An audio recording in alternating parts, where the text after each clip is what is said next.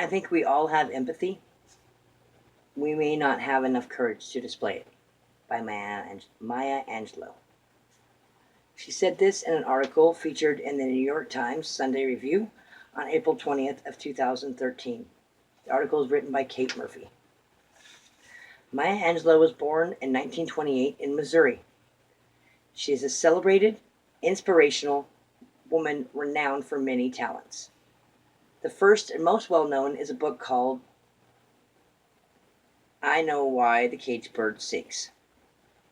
This book is one of 7 memoirs she wrote about her experiences she endured in her family, her community, and the United States prior to the Civil Rights Movement. She was a poor African American female, thus creating conditions to motivate her writing and thoughts concerning empathy. In my own words, the quote means the simple act of expressing understanding, kindness, or even concern for another person is difficult. Moments of compassion can leave us feeling vulnerable and exposed. This is why we all have the capacity to be empathetic or connect to each other, but choose not to. Recently, in my Introduction to College Writing course, another student gave me an opportunity to exercise my empathetic muscles. His introductory post for the class had an abundance of errors in grammar, spelling, and punctuation. It would be easy to ignore the writing because of the messy presentation. However, I read his introduction anyways.